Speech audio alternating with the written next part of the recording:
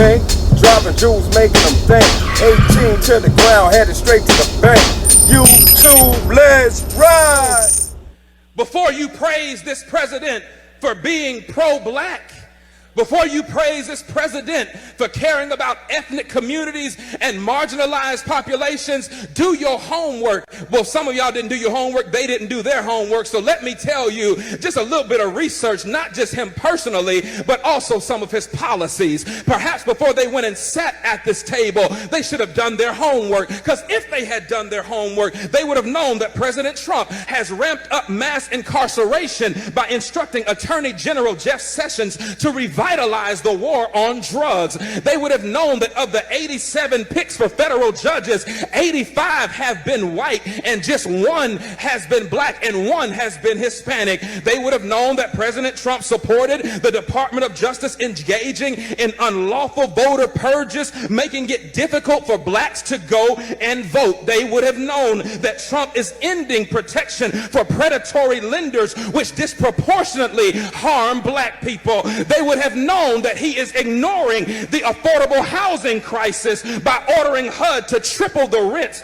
of poor tenants in public housing, which mostly affect black people. Do your homework. They would have known that he is proposing cutting $200 billion over the next 10 years from supplemental nutrition assistance programs that will bring more hunger in black and brown communities. They would have known that Trump is worsening the health of black communities through environmental deregulation, which disproportionately harms black people through exposure to pollution. Now, that's just a few on the policy side, but you don't have to go too far to ask what about him personally would make me know that he is not pro-black. I'm glad you asked, because in 1970, Trump's real estate company tried to avoid renting apartments to black tenants and gave preferential treatment to white tenants. He began his 2016 presidential campaign with a speech disparaging Mexican immigrants as criminals and rapists. Y'all remember that? In 2016, he said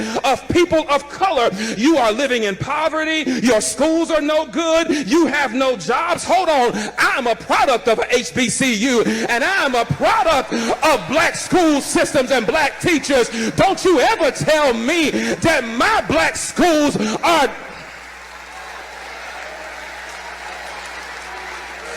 Hold on, I ain't done. He says you have no jobs, so what do you have to lose from electing me? In 2017, Trump said 15,000 recent immigrants from Haiti all have AIDS, and 40,000 Nigerians once seeing the United States would want to go back to their huts in Africa.